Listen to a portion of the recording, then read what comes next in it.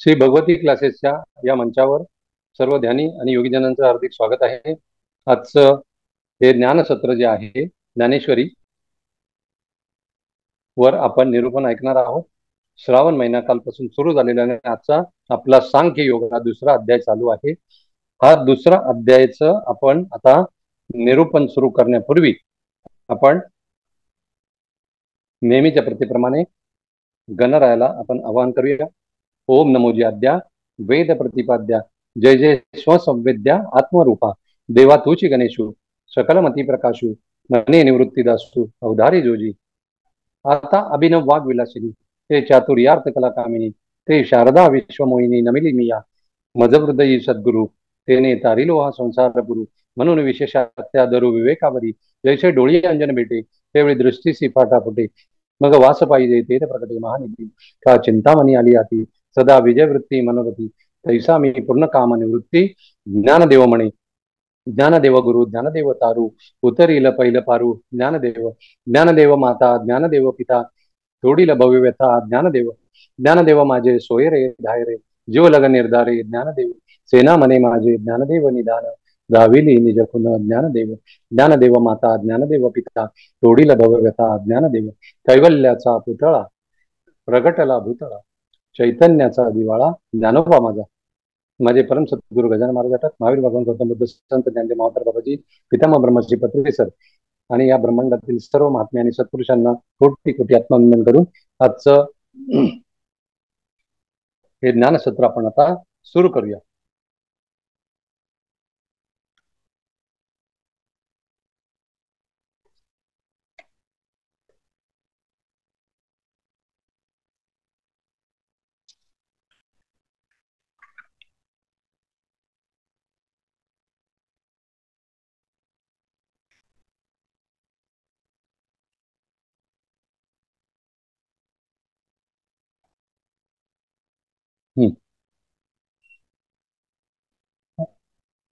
ऐसे संजयो सांगतू मने राया तो पार्थू पुनरपी शोकाकुली तू काय बोले ऐके सुखे तू बोले श्रीकृष्णा ते आता नाळवावे तुम्ही माते मी सर्वता न झुंजे ते भरोसेनी ऐसे एकी हिळा बोलिला मग मौन करून ठेला ते श्रीकृष्णा विस्मोपातला देखून जसा एखाद्या पर्वताला अग्नी लागावा म्हणजेच वनवा लागावा आणि वनवा लागल्यानंतर त्या पर्वताची जी अवस्था होते आणि ती अवस्था झाल्यानंतर केव्हा एकदाचा पाऊस पडतो, कारण पर्वताला वनवा लागल्यानंतर त्याची क्षमता आणि ताकद केवळ पावसामध्येच ते आग विझवण्याची असते. त्यामुळे श्रीकृष्ण रूपी जे ढग जे आहे ते केव्हा एकदा हा वनवा लागलेला शांत करतायत असं सर्वांचं लक्ष लागलेलं आहे. तर ज्ञानरूपी आणि अर्जुनाच्या मनामध्ये केव्हा एकदाचा असा ज्ञानरूपी नवीन अंकुर कसा फुटेल असं झालेलं आहे, अशी ती स्थिती आहे.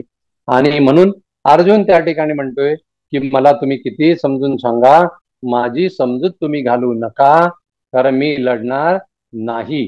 या अर्जुनाच्या या वाक्यामुळे भगवान श्रीकृष्ण जे आहे ते विस्मयचकित झाले आणि विस्मयचकित झाल्यानंतर ते किंचित हसले आणि त्यांनी थोडासा राग आहे ना, रागाच्या आविर्भावामध्ये अर्जुनाला म्हणाले की अर्जुना तुला काहीच कसं कळत नाही, कारण तू इतका मोहग्रस्त झालेला आहे की तुला अजून खूप काही जाणून घ्यायचं आहे. अशी त्या ठिकाणी स्थिती झाली. मग आपला चित्ती म्हणे येथ जी हे काही आदरिले येणे अर्जुन सर्वता काही नेणे काय कीजे हा उमजे आता कवने परी कैसे ने धीरू स्वीकारी जैसा ग्राहते पंचाक्षरी हनुमानीना ना तरी असाध्य देखोनी व्याधी अमृतासम दिव्य औषधी वैद्य शुची निर्वेदी निदानीची तैसे विवरतू असे श्री अनंतू तया दोन्ही सैन्यातू जया परिपारतू भ्रांती सांडी ते कारण मनी धरिले मग सरोश बोलो आदरिले जैसे मातेचा कोपी थोकले स्नेहाती ही औषधाची या कडोटपणी जैसी अमृताची पुरवणी ते आहाच न दिसे परी गुणी प्रकट होय तैसी वरी वरी पाहता उदासे आत अति सतीसुरसे ये वाक्य ऋषिकेशे बोलो आदरिली. भगवान कृष्ण आता अर्जुनाला कसं समजवायचं असा ते विस्मयचकित होऊन विचार करू लागलेले आहे. जसं एखादा असाध्य रोग असेल आणि त्या रोगाचं मूळ निदान म्हणजे मूळ कारण लक्षात येत नाही त्यावेळेला त्याला जो वैद्य जो असतो तो वैद्य काय करतो, सर्वात कडू औषध देतो.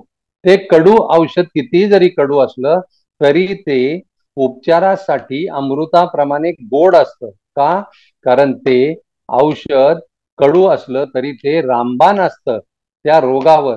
म्हणून रामबाण औषध जे आहे त्या औषधाला ज्या वेळेला तो रोग हळूहळू बरा होऊ लागतो त्यावेळेला त्याचा गुण जो आहे त्याला अमृताची उपमा या ठिकाणी दिलेली आहे.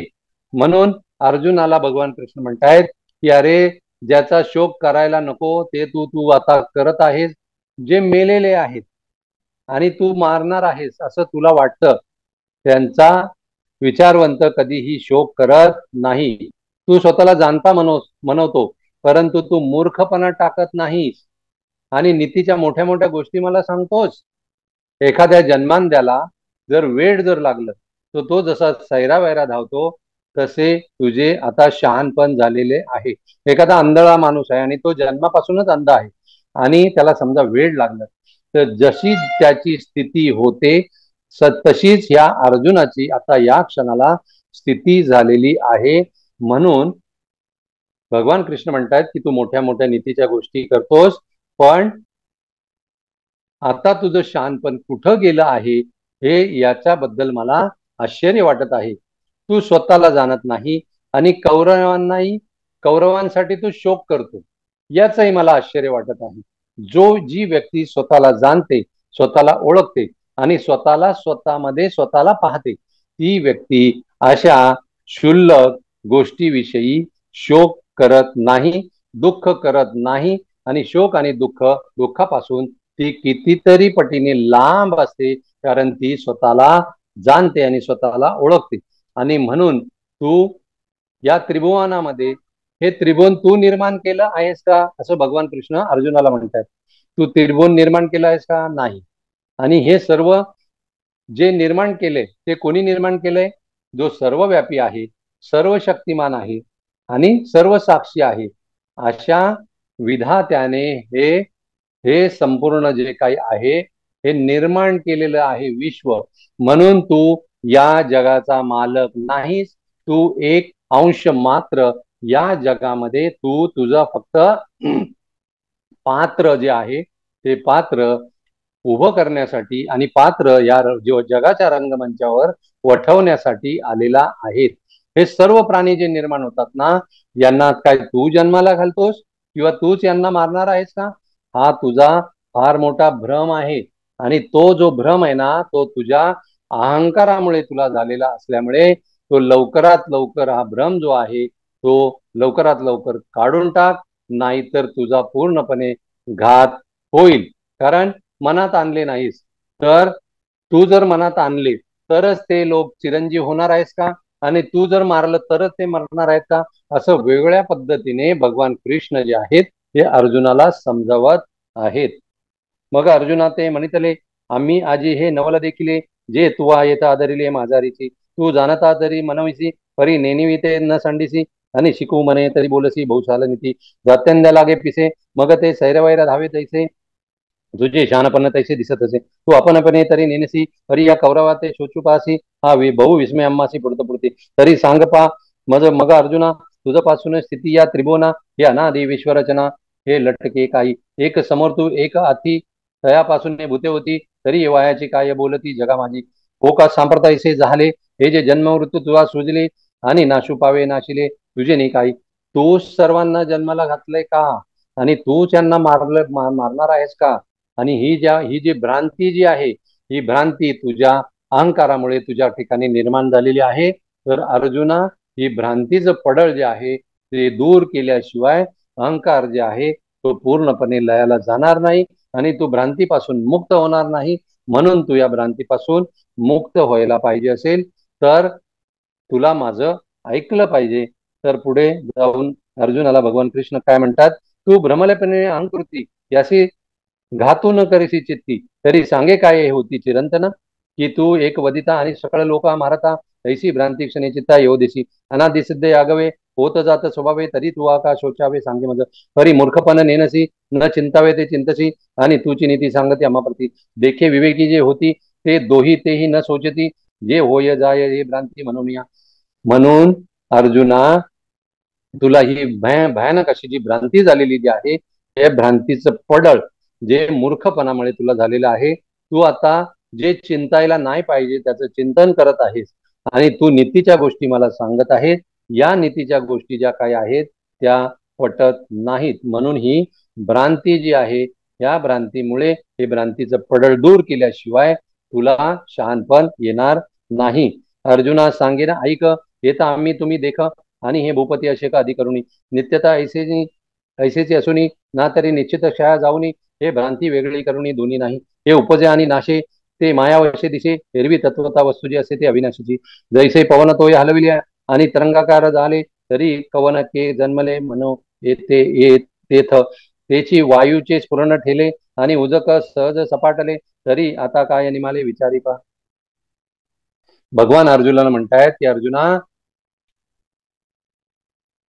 ही भ्रांती जी आहे ही भ्रांती तू काढून टाक कारण तू मारणारा आणि ते मारणारे आहेत ही तुला सर्वात मोठी भ्रांती झालेली आहे आणि भ्रांती तुला काढायला पाहिजे सृष्टी ही अनादिकालापासून आपोआप होते आणि आपोआपच ती नष्ट होते आणि हे सृष्टीचं चक्र जे आहे ना अव्याहतपणे चालू आहे संत ज्ञानदेव एका ठिकाणी म्हणतात उपजे ते नासे नाशे ते पुनरपी दिसे हे घटिका यंत्र जैसे परिभ्रमेगा ज्याला ज्याचा जन्म आहे ज्याची निर्मिती होते त्याची स्थिती असते आणि ज्याची स्थिती असते त्याचा पुन्हा लय होतो आणि ज्याचा लय होतो त्याची पुनर्निर्मिती होते हे सृष्टीचं जे चक्र जे आहे सृष्टीचं रहाडगाडग जे आहे ते नित्य अव्याहतपणे अनादी काळापासून चालू आहे म्हणून त्याबद्दल तू शोक का करावा असं भगवान कृष्ण अर्जुनाला सांगतायत की जन्म मृत्यू या दोन्ही भ्रांती असल्यामुळे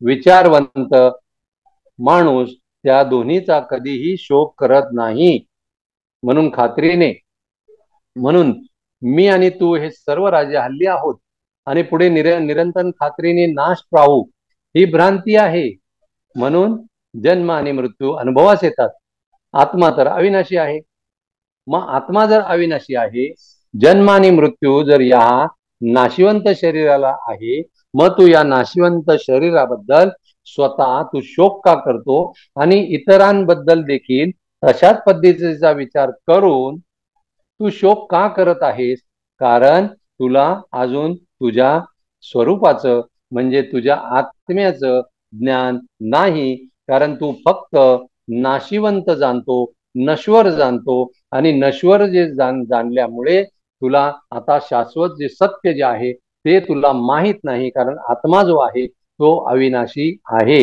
ज्या वेळेला तो आत्मा अविनाशी आहे हे ज्या वेळेला तुला समजेल त्याच वेळेला पुढे तुला शहाणपण येईल पुढे एक उदाहरण देऊन माऊली म्हणते की पाणी कधी हलतं तर वाऱ्यामुळे हलतं वारा आला की पाणी हलतं आणि पाण्यावर काय होतात तरंग निर्माण होतात आणि हे तरंग निर्माण झाले की आपल्याला असं वाटतं की पाणी वेगळं आहे आणि तरंग वेगळे आहे वास्तविक पाणी तरंग पाण्यापासूनच निर्माण झालेले आहे ते केवळ वाऱ्यामुळे तसंच आहे की जसा वारा थांबला तसं ते पुन्हा पाणी जसं त्या तसं पहिल्यासारखं सपाट होतं मग नाश कशाचा झाला सांग बरे याचा तू विचार कर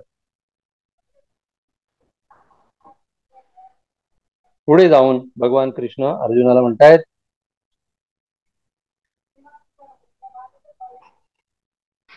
ऐके शरीर तरी एक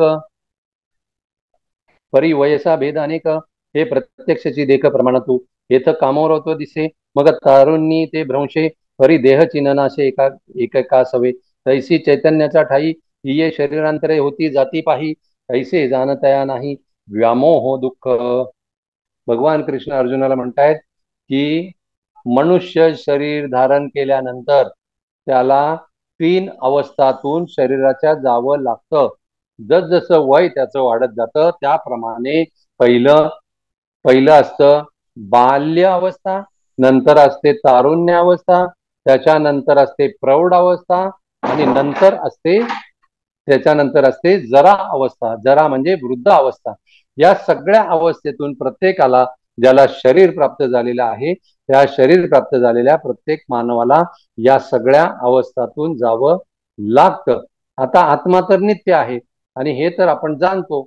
मग ही भ्रांती, मग जो हे जाणतो की आत्मा अविनाशी आहे, अजर आहे, अमर आहे, चिद्गन आहे, ज्ञानगन आहे, अव्यक्त आहे, अदृश्य आहे, निर्गुण आहे, निराकार आहे, त्याच्या ठिकाणी ही भ्रांती निर्माण होत नाही. म्हणून शरीर वयानुसार बदलते आणि चैतन्य कायम राहते. आणि हे जे चैतन्य आहे हे त्या शरीरावर, जन्म आणि मृत्यू जे आहे हे शरीरा चैतन्य रूपी भिंतीवर जन्म आणि मृत्यू ही एक प्रकारची चित्र आहेत. ही चित्र जशी आपण पुसतो आणि पुसल्यानंतर जसं चैतन्याची भिंत जी आहे ती भिंत कायम राहते, भिंत कुठे जात नाही, भिंत कुठून येत नाही, त्या चैतन्याच्या भिंतीवरच ही सगळे जन्म आणि मृत्यूची चित्र जी आहे ती आपल्याला दिसतात.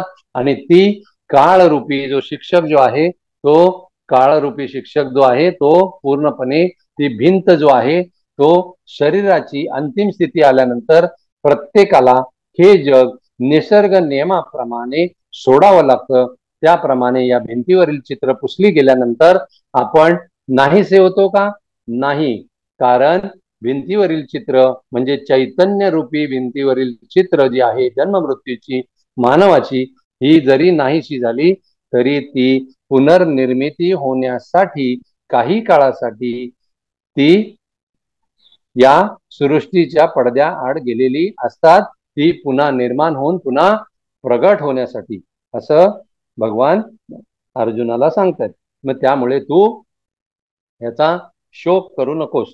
येथ नेनावया ह्याची कारण ते इंद्रिय अधीनपण, तेही आकळीचे अंतकरण म्हणून भ्रमे. इंद्रिय विषय सेविती तेथ हर्षु शोक उपजती, ते अंतर आपलवेती संगेने. जया विषयांचा ठाई एकनिष्ठता काही नाही, तेथ दुःख आणि काही सुखही दिसे. देखे हे अक्षरांची व्याप्ती, निंदा आणि स्तुती तेथ द्वेषा देश उपजती श्रवणद्वारे. मृदू आणि कठीण हे स्पर्शाचे दोन्ही गुण, जे वपुचेनी संगे कारण संतोष खेदा.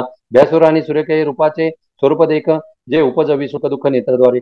सुगंधू आणि दुर्गंधू हा परिमळाचा भेदू, जो घ्राण संगे विषादू दोषू देता. तैसाची द्विविधू रसू, उपजवी प्रतिवासू, म्हणून अपभ्रंशू विषय संगू. भगवान कृष्ण अर्जुनाला सांगतायत की अर्जुना, अत्यंत महत्वाचं माहिती किंवा महत्वाचं ज्ञान आता मी तुला सांगतोय, ते जरा कानात तेल घालून म्हणजे कान सावकारून ऐक. भगवान कृष्ण अर्जुनाला म्हणतायत की अर्जुना, आपल्या ठिकाणी जी नांदणारी पंच ज्ञानेंद्रिय जी आहे, डोळे, कान, नाक, जिवा, ही जी काही पंच ज्ञानेंद्रिय आहेत ना, ही पंच ज्ञानेंद्रिय, त्या पंच ज्ञानेंद्रियाचे जे 5 विषय आहेत, ते 5 विषय कोणते? स्पर्श, रूप, रस, गंध आणि अक्षर, म्हणजे हे 5 विषय पंच ज्ञानेंद्रियाचे आहेत. हे 5 विषय पंच ज्ञानेंद्रियाचे असल्यामुळे ही ज्ञानेंद्रिय काय करतात की हे जे विषयाच्या मागे लागून, मायेच्या विलक्षण प्रभावामुळे विषयाच्या मागे लागून ते सुख दुःख भोगत असतात. आणि ही सुख दुःख जर तुला भोगाला यायला पाहिजे नसतील तर तुला या ज्ञानेंद्रियापासून निर्माण होणारे पंच विषय जे आहे, या पंच विषयापासून तुला अलिप्त राहिलं पाहिजे, त्या पंच विषयापासून तुला दूर राहिलं पाहिजे. जोवर तू या पंच विषयापासून दूर राहत नाही तोपर्यंत ही तुझी मोहाची जी काही मोहग्रस्त झालेली अवस्था जी आहे ही तशी कायम राहणार. म्हणून भगवान कृष्ण अर्जुनाला काय म्हणतायत की जसं मृगजळ आहे, आणि हे जे मृगजळ जे आहे ना ते आभासात्मक असतं, आणि स्वप्नातील हत्ती जसा भासात्मक असतो, स्वप्नातून जागा झाल्यानंतर ते स्वप्नही राहत नाही, तो हत्तीही राहत नाही. जसं मृगजळ आभासात्मक असतं तसं स्वप्नवत जगामध्ये हत्ती देखील हा आभासात्मक असतो, आणि जागा झाल्यानंतर तो हत्ती देखील राहत नाही, आणि तो जो विषय जो आहे तो क्षणभंगूर असतो. म्हणून हे जे काही भासात्मक, आभासात्मक, क्षणभंगूर जे ज्या गोष्टी ज्या आहेत या गोष्टीचा तू त्याग कर आणि त्यांच्या तू नादी लागू नकोस, असं स्पष्ट अर्जुनाला भगवान कृष्ण सांगतायत. कारण हे विषय जे आहेत हे विषयाचं विष जर तू प्यायलास आणि ते जर तुझ्यामध्ये जर भिनलं तर त्याला कोणीही उतरवू शकत नाही. कारण हे जे विषय जे आहेत हे पंच ज्ञानेंद्रियाचे 5 विषय जे आहेत मगाशी सांगितल्याप्रमाणे हे 5 विषय जे आहे प्रत्येक प्राणी जन्माला आल्यापासून मरेपर्यंत या 5 विषयामध्ये पूर्णपणे अडकलेला असतो, गुरफटलेला असतो आणि तो पूर्णपणे या 5 विषयामध्ये स्वतःला गुंतवून घेतो. म्हणून संत म्हणतात नको नको मना गुंतो मायाजाळी. का म्हणतात? कारण सर्व इंद्रियांचा राजा जो आहे ते मन आहे आणि मन या 5 विषयांच्या नादी लागून आपल्याला भरकटवत नेतं विषयाच्या आडरानामध्ये. आणि विषयाच्या आडरानामध्ये या पंच ज्ञानेंद्रियांचे पंचविषय जे आहेत याच्यामुळे आपण आपली जी भटकंती जी आहे, आपली जी भ्रमंती जी आहे आणि आपली जी फरफड जी आहे ते युगानुयुगे नव्हे जन्मोजन्मी कितीतरी जन्मापासून आपली ही फरफड चालू आहे. याही जन्मात ती चालू आहे. जर या विषयांचा संबंध जर तुला तोडायचा असेल तर जे तुला सुख दुःख जे काही समसमान, ज्या सुख दुःख समसमान अशी एक अवस्था आपल्याला प्राप्त होते, मग ती अवस्था ज्याला प्राप्त होते असा धीर पुरुष मोक्षाला योग्य होतो आणि म्हणून तो पूर्णपणे ब्रह्मरूप आहे असे जाणावे. मग जर तुला विषय सुख पाहिजे असेल तर तू त्या विषयामध्येच शेणातल्या किड्याप्रमाणे रममान राहशील. किंवा एखादा बेडूक आहे, कमळही एकाच तळ्यात राहतं, त्याच तळ्यामध्ये बेडूक पण राहतं. पण संत ज्ञानदेव ज्ञानेश्वरीमध्ये एका ठिकाणी म्हणतात का कमलकंदा आणि दर्दुरी, दर्दुरी म्हणजे बेडूक, कमलकंदा म्हणजे कमळ, कमळाचं फुल, का कमलकंदा आणि दर्दुरी नांदनुको एकेची घरी. एकेची घरी म्हणजे एकाच तळ्यामध्ये एकेची घरी परी परागू सेवी जे भ्रमरी हेरा चिखलोची उरे. म्हणजे कमळामध्ये असलेला मकरंद, कमळामध्ये असलेले परागकण हे कोणाला सेवन करायला मिळतात? त्याची प्राप्ती जे बाहेरून येणारे जे भ्रमर जे आहे ते भ्रमर कमळामधला मकरंद सेवन करून जातात, ते आनंद त्याचा लुटून जातात. आणि ज्या तळ्यामध्ये कमळ राहतं त्याच कमळामध्ये असलेले जे बेडूक आहेत ते बेडकांना काय राहतो? त्यांना त्या तळ्यामध्ये असलेला चिखलच खावा लागतो आणि तो चिखलच वाट्याला येतो. कारण त्यांना त्या चिखल तुडवण्याची, चिखलात राहण्याची आणि चिखल खाण्याची सवय लागलेली असते. म्हणून अर्जुना, म्हणून संत तुकाराम महाराज एके ठिकाणी म्हणतात की पडिले वळण इंद्रिया सकळा भावतो निराळा नाही तुझ्या. आपल्याला ज्ञानेंद्रियांना, कर्मेंद्रियांना आणि त्यांचा प्रतिनिधी म्हणून सेनापती जो आहे ते मन, या सर्वांना आपल्याला वळण लावावं लागेल. वळण लावण्यासाठी त्यांची सवय बदलली पाहिजे. सवय बदलण्यासाठी त्यांना त्यांच्यावर संस्कार करावे लागतील आणि संस्कार करण्यासाठी जिथे हे संस्कार होतात अशा गुरु, सद्गुरु, महागुरु, महात्मे, सत्पुरुषाच्या सानिध्यात राहावं लागेल. किंवा तुला स्वतःहून स्वाध्याय करावा लागेल चांगल्या पुस्तकांचा, चांगल्या ग्रंथांचा. आणि जे ग्रंथ देहबुद्धीच्या पलीकडे जाऊन विधेय स्थिती ज्यांनी प्राप्त करून घेतलीये आणि जे आत्मसुखामध्ये म्हणजे निजसुखामध्ये जे निरंतर रममान राहिले होतात, अशा महात्म्यांच्या सानिध्यात जर राहिलास आणि अशाच महात्म्यांच्या सानिध्याला खऱ्या अर्थाने सज्जन संगत्य असं म्हणतात. म्हणून वाचन, चिंतन, मनन, श्रवण आणि निजध्यास या सगळ्या गोष्टी ज्या आहेत या पंच ज्ञानेंद्रिय, पंच कर्मेंद्रिय आणि यांचा सेनापती जो आहे ते मन, या सर्वांना जोपर्यंत आपण लावत नाही तोपर्यंत यांची चळवळ आणि खळवळ जी आहे ना, यांचं जे बाह्य जगामध्ये जे काही धावणं जे आहे, त्यांची जी काही फरफट आहे ती थांबणार नाही. आणि जर यांची फरफट आणि यांची चुळबुळ जर थांबावी असं वाटत असेल तर यांना या ठिकाणी मगाशी सांगितल्याप्रमाणे स्वाध्याय, सज्जन संगत्य या गोष्टी अत्यंत गरजेच्या आहेत. जोपर्यंत हे स्वाध्याय आणि सज्जन संगत्य प्रामाणिकपणे निरंतर जीवनातला एकही क्षण जितका जितका आपल्याला रिकामा वेळ मिळेल तो रिकामा वेळ आपण ह्या कामासाठी जर दिला तर खचितच आपल्या सगळ्या इंद्रियांना चांगलं वळण लागेल आणि सगळी इंद्रिय जी आहेत, जी त्यांची जी ससे होलपट म्हणजे फरफट झालेली असते, ती फरफट न होता त्यांना खऱ्या अर्थाने जीवनाचा अर्थ कळेल. आणि जीवनाचा अर्थ या सर्व इंद्रियांना कळल्यामुळे ती सर्व इंद्रिय आपलं वळण बदलतील. वळण बदलतील म्हणजे आपली दिशा बदलतील. दिशा बदलली की आपली दशा बदलते.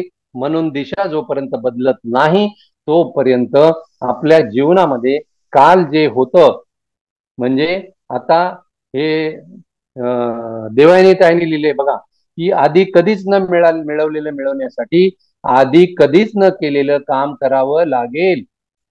हे या ठिकाणी मला हे समोर लिहिलेलं आहे, तेच मी वाचतोय आणि तेच मला तुम्हाला सांगावं लागतंय. आणि तुम्ही बदलेपर्यंत काहीच बदलणार नाही. आणि जे तुम्ही आतापर्यंत करत होते तेच तुम्ही करत राहिले तर तेच तुम्हाला आतापर्यंत मिळत होतं, तेच मिळत राहील. म्हणून तुम्हाला बदलावं लागेल. तुम्ही जोपर्यंत बदलत नाही तोपर्यंत तुमच्यामध्ये तुम्हाला वेगळे परिणाम जे आहे ते परिणाम दृष्टोत्पत्तीस पडणार नाही. वेगळे परिणाम जे आहे ते अनुभवाला येणार नाही. त्यासाठी पूर्णपणे अगोदर जे तुम्ही काय करताय ते तुम्हाला सोडावं लागेल, ते तुम्हाला बदलावं लागेल. आणि ते तुम्हाला बदलून नव्याने काही वेगळं जे आहे, जे महात्म्यांनी आपल्याला सांगितले, सत्पुरुषांनी सांगितलेलं आहे, त्यांच्या पावलावर पाऊल ठेवून त्याच वाटेने आपल्याला चालावं लागेल. त्याच वाटेने आपल्याला जावं लागेल. आणि त्याच वाटेने चालत चालत चालत ते ज्या वाटेने जाऊन त्यांनी आपला स्वतःचा स्वतः उद्धार करून घेतला, त्याच वाटेने आपण जाऊन आपल्याला आपला उद्धार करून घ्यावा लागेल. म्हणून भगवान कृष्ण या ठिकाणी भगवद्गीतेतच सांगतायत, अरे हे मनच आपला मित्र आहे आणि मनच आपलं शत्रू आहे. जर मन आपलं शत्रू जे आहे, हे मन जे आपलं शत्रू का आहे, कारण त्याला अज्ञानात आहे, ते अविद्येमध्ये आहे. आणि अज्ञानात आणि अविद्येत असलेलं जे काही मन जे आहे ते हे ज्ञानेंद्रिय आणि कर्मेंद्रियांना काय शिक्षण देणार? यथा राजा तथा प्रजा. सर्व इंद्रियांचा राजा मन आहे असं भगवद्गीतेमध्ये आपल्याला विभूती योगामध्ये 10व्या अध्यायामध्ये भगवंतांनी सांगितलेलं आहे. सर्व इंद्रियांचा राजा मन आहे. जर राजा जर बिघडला, यथा राजा तथा प्रजा, राजा बिघडला तर बाकी प्रजा बिघडल्याशिवाय राहील कशी? म्हणून या ज्ञानेंद्रियांना आणि कर्मेंद्रियांना तुला असं चांगलं वेगळं वळण लावावं लागेल. त्यांच्यावर संस्कार करावे लागतील. त्यांच्या अज्ञान आणि अविद्या मुळे त्यांना जी भ्रांती निर्माण झालेली आहे, हे भ्रांतीचं पडळ जर दूर व्हावं असं वाटत असेल तर त्यांच्यापासून तुला काय करावं लागेल? वेगळं काहीतरी नव्याने करायला लागेल. जोपर्यंत तू वेगळा मार्ग, जसं संत म्हणतात की मार्ग दावूनी गेले आधी, दयानिधी संत तेनेची पंथे चालू जाता, न पडे गुंता कोठे काही. ज्या मार्गाने संत चालत गेलेले आहेत आणि ते चालत जाऊन जी त्यांनी वाट मळलेली आहे, मळलेल्या वाटेला वहिवाट असं म्हणतात. आणि तीच वहिवाट जी आहे तीच आपल्याला ज्ञानेश्वरीच्या माध्यमातून चोखाळायची आहे. आणि ती वहिवाट जर आपण जर चोखाळली तर सर्व संत, ज्ञानदेव, निवृत्तीनाथ, सोपान काका, मुक्ताई, एकनाथ महाराज, तुकाराम महाराज, नामदेव महाराज, चोखा महार, नरहरी सोनार आणि गोरोबा काका, हे सगळे संत, शेकडो संतांची नाव घेता येतील. हे सगळे संत ज्या वाटेने गेले त्याच वाटेने आपण जर गेलो तर आपल्या जीवनामध्ये फरफट होणार नाही आणि आपली वाट लागणार नाही. चांगली जर दिशा मिळत असेल तर त्या वाटेने आपल्याला गेलं पाहिजे. आणि त्याच वाटेने आपल्याला जावं लागेल. आणि त्याच वाटेने जर आपण जर गेलो तर खचितच संत ज्या मुक्कामाला पोचलेले आहेत तिथपर्यंत आपल्याला सर्वांना पोचायचं आहे एक ना एक दिवस.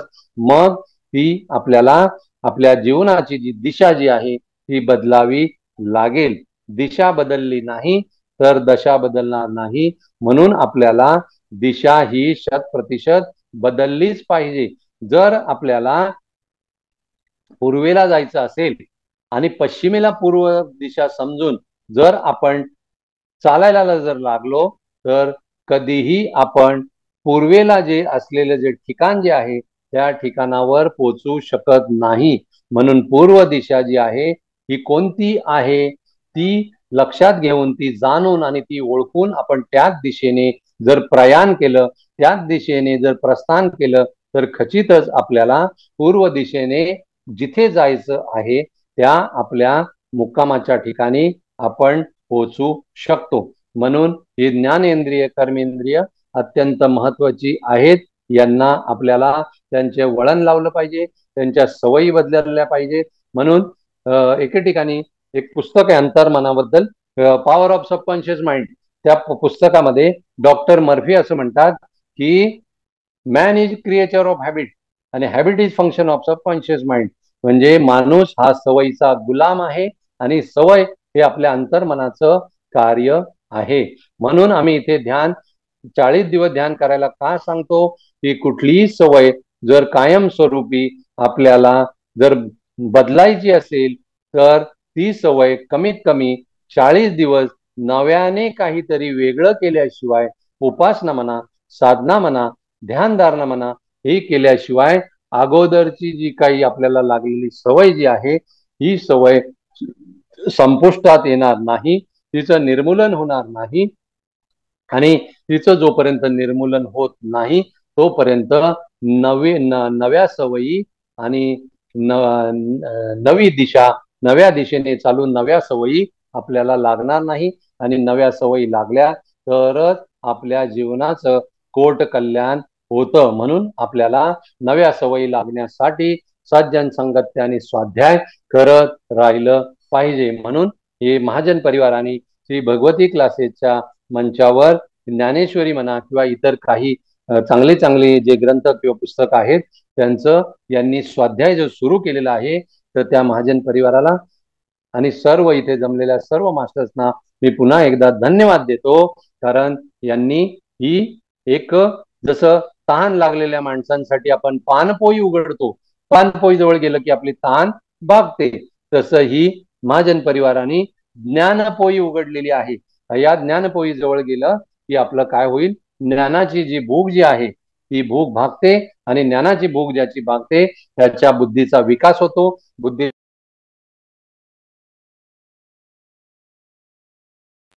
बुद्धीचं तेज जे आहे, बुद्धीला धार येऊन बुद्धीचं तेज आहे ते दिवसागणिक वाढत जातं. आणि बुद्धीला धार येण्यासाठी जे ज्ञानी लोक आहेत त्यांचे सानिध्य म्हणजे सज्जन संगत्य आपण अविरतपणे नित्यनियमितपणे दररोज करत राहिलं पाहिजे. एवढं सांगून मी आजचं हे ज्ञानसत्र जे आहे त्या ज्ञानसत्राला इथे अर्धविराम देतो. आणि आजची झालेली सेवा जी आहे ती माझे परम सद्गुरु गजानन महाराज अटक, महावीर भगवान गौतम बुद्ध, संत ज्ञानदेव मावतार बाबाजी, पितामह ब्रह्मश्री पत्री सर आणि ब्रह्मांडातील सर्व महात्मे आणि सत्पुरुषांच्या चरण कमली सविनय समर्पित करतो आणि या सेवेला इथेच अर्धविराम देतो. धन्यवाद, धन्यवाद, धन्यवाद. धन्यवाद सर. काही कोणाला प्रश्न विचारायचे आहे?